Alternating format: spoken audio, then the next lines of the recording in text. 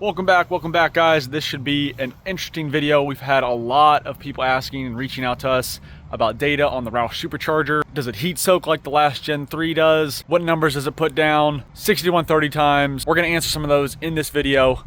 But before we do, make sure you hit the subscribe button, like this video, comment down below. Would absolutely love to hear your comments and reaction to the data that we gather in this video. We've got a GTD coming. And before we get moving further in this video, I wanna thank all the brands that we've partnered with along the way to get to this point. If you're new to the channel, we'll just do a quick overview on the car and the mods we've done real quick. First thing we did was this Performance Carbon Parts Carbon Fiber S650 Performance Pack spoiler. We are using this vehicle as kind of like the test mule for the carbon pieces. That's why it is missing pieces like the fuel door, the mirror caps, some of the engine bay trims, the interior trim. We were trying to be some of the first to market with the carbon pieces for the S650. They also have a carbon Dark Horse handling pack spoiler and a carbon strut tower brace, which we do have on the GT350 inside. But since we've installed the Roush Supercharger, thanks to Beefcake Racing and Fast Performance Ormond Beach, Florida, the strut tower brace no longer fits over the Supercharger under the stock hood. So unfortunately we had to remove that. We've also got the Solar Performance Throttle Controller installed in this car, and we did some testing for some ported throttle bodies that they're going to be offering for the S650s. Just fine tuning the details on those right now, but Solar Performance, check them out. Ported throttle bodies for a variety of vehicles, Ford, Porsche, Chevy. Use promo code TDM350. You'll save 10% on your Solar Performance products. Moving forward, UPR. We've partnered up with them. We help design and fabricate their catch can setup along with, again, Fast Performance in Ormond Beach, Florida. We've got the passenger and driver side catch can kits. They're up for sale right now. This was the test vehicle. This was the vehicle that helped design that kit. UPR Products, again, you can get 10% off at uprproducts.com. Use promo code TDM10 to get 10% off your UPR branded products.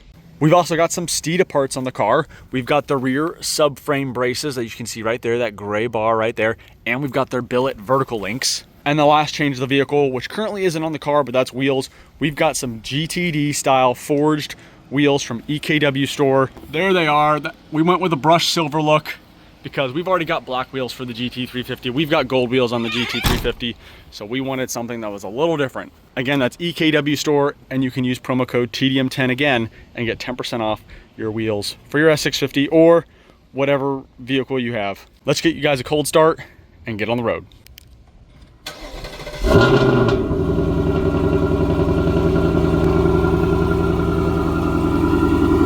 Now the exhaust is a factory exhaust with an American Racing Headers GT350 X-Pipe welded in, again, by Fast Performance in Ormond Beach, Florida. Even at 6:43 in the evening, it is still 84 degrees here in Florida. Hot, humid, all the time. But here we go, here's our Lund Racing N gauge. We're gonna be using this to monitor the intake air temperature of the Supercharger. Unfortunately, we're not gonna be getting any dyno or track numbers right now, but we will be working with VMP soon to do a side-by-side comparison of the Whipple and the Roush. Definitely tune in for that one. Now, if you weren't aware, or if you haven't been following the channel and you're new, this is a base 10-speed GT, so it does not have an oil cooler. And I'm sure if you scour the internet enough, it is well documented how hot the oil temperature gets on these S650 Mustangs, at least the GTs, without the oil coolers. I mean, in 80, which we're 85 degrees right now, in this kind of weather, if I'm just cruising at 75 to 80 miles an hour, it is pretty dang common to just see the oil temp hover around 230. So that is gonna significantly impact the performance of the vehicle, because with heat, you lose performance, you lose timing, you lose oxygen, less dense air. Right now, we're at 210 degrees oil temperature, and the IAT temperature is settled around 108 degrees. So that's just cruising around. And it's 85 degrees, 80 to 90% humidity, 24 degrees, 23 degrees over ambient temperature. And I forgot to mention at the beginning of the video, we've partnered up with Dream Giveaway Garage. If you're interested in winning a 2024 Mustang Dark Horse Blue Ember Metallic handling package, VIN number 2, I'm gonna put a link up here in the video and you can enter to win that Dark Horse. They're also throwing in an F-150 Lightning to top it off. So you get 2 vehicles for your entries, and you can use code TDM350 to get 50% more entries as long as you spend $20. I've actually driven the vehicle. It does exist. That giveaway ends September 24th, 2024. So you need to get entered in the next couple days, or you're gonna miss out on that chance to win VIN number 2, Mustang Dark Horse Blue Ember Metallic, handling package. It's a manual. It's got everything you want. And then you can win the Lightning and keep it, sell it. I don't care what you do with it. Go get entered. Now, our initial impressions on the Roush, we've had it on the car for over 2,000 miles now. The drivability has been fantastic. With the 10-speed transmission, it shifts perfectly. There's no weird, erratic shifting. The tune is well calibrated from what I can interpret from behind the wheel. It sounds fantastic. The supercharger whine, you're about to hear that in a minute. If you haven't already heard it online somewhere. But yeah, this supercharger, it's got the supercharger whine that everybody loves. It looks fantastic. The twin throttle bodies, the red blower cover, they absolutely nailed the looks. And I definitely like the layout of the kit, how it came and how easy it was to install, relatively speaking. It's a kind of an advanced level install, but at the end of the day, but it's definitely well thought out.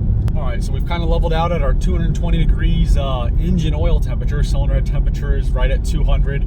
The IAT2 temperature is sitting right at 109 to 111. It keeps going back and forth between those two. So, all right, guys, got some open road. Here we go.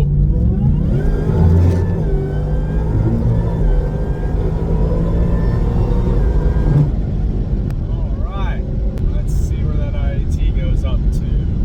All right, so we went from 111 on the IAT2 up to 126.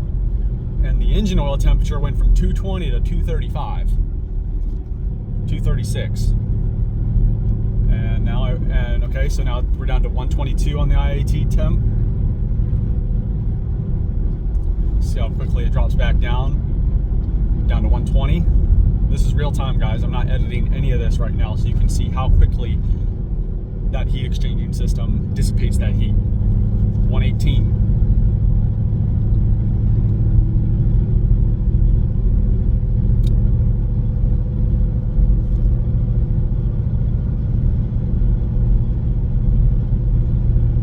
Obviously, as we get closer back to 111, it's going to take longer and longer, but we're at 115 right now. So I would say that's pretty good. Within 30 seconds, we went from 126, 127 down to 115. Not bad, not bad. All right, we're about to hit it again. The engine oil temperature is still working on coming down. We're down to 226. Because it doesn't have an oil cooler, it's gonna just take too long. The IAT2 temperature has dropped to 115, and then it kind of just leveled off there.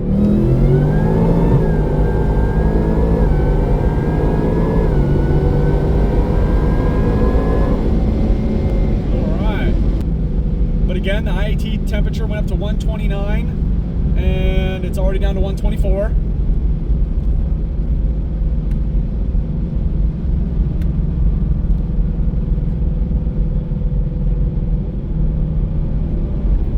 Oil temperature's up to 245 though, so that is part of the problem. We're down to 122.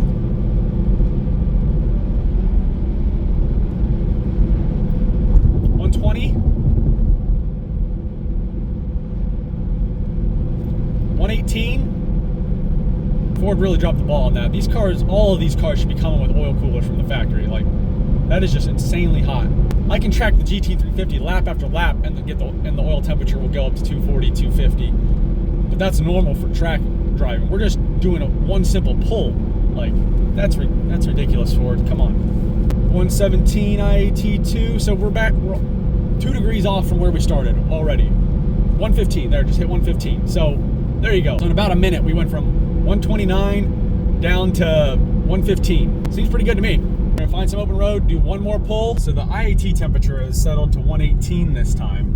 And I think the reason that's happening is, obviously the blower sits on top of the, where the intake manifold will be, which is directly on the cylinder heads. And the cylinder head temperature is struggling to come down.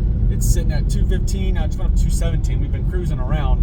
So this car definitely needs some extra cooling. Again, this is the base 10-speed, so the radiator is like that thin. Very thin for a 480 horsepower V8's cooling system. But either way, cylinder temperature 215, oil temperature 231. It all works together, guys. Oil temperature can't come down, that's going to heat the cylinder heads up, and cylinder head temperature can't come down, that's going to heat the oil up, which is also going to heat the blower up.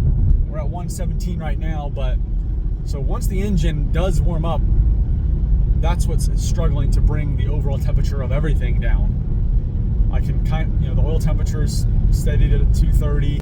If you've got a base model 10-speed car, upgrade your radiator, get a thicker radiator for sure, and an engine oil cooler. At least do those two things. I'm hoping to get an oil cooler on in the next couple months. We'll see how that affects the temperatures.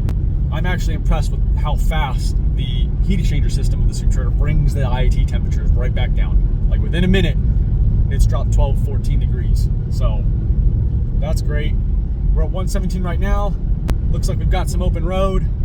We're gonna give it one more pull. There we go. Oh. You can hear that signature. And 131, 133. That's the IAT temperature, not the speed. So we went up to 133 IAT2, now it's down to 131. Oil temperature 256. Unbelievable, Ford. Like, geez. 25 degrees in one pull. Down to 129 on the IAT temperature.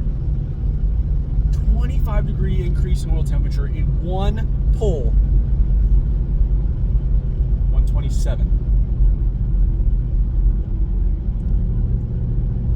Wow.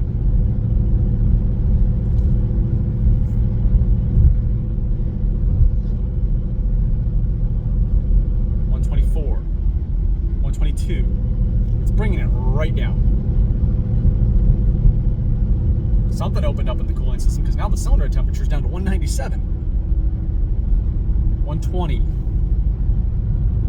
Either that or we've got a leak. Hopefully not. 246 on the oil temperature.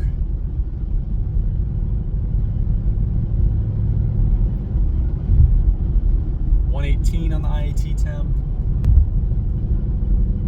So we dropped 15 degrees, and what is that real time? Like, I didn't edit any of that out, so I know it's gonna be a little bit of a longer video because of that, but I wanted to get real-time data for that. This system is fully capable of evacuating 12 to 15 degrees in a minute. That's actually gonna conclude this video, guys. I'm gonna save the 60 to 130 for another video. All in all, I'm impressed with the system. Worked great. It's the car that's failing, not the Supercharger. This car definitely needs some cooling upgrades, for sure. The heat soak issues of the Gen 3 50 Roushes, that's a thing of the past. This system works. There is obviously going to be some heat soak, that's unavoidable with a Supercharger, but based on how quickly that system gets rid of the temperature, I would say it's working just fine. Thanks for tuning in, guys. Drop a comment down below. What'd you think of the data? We'll see you again on the next video.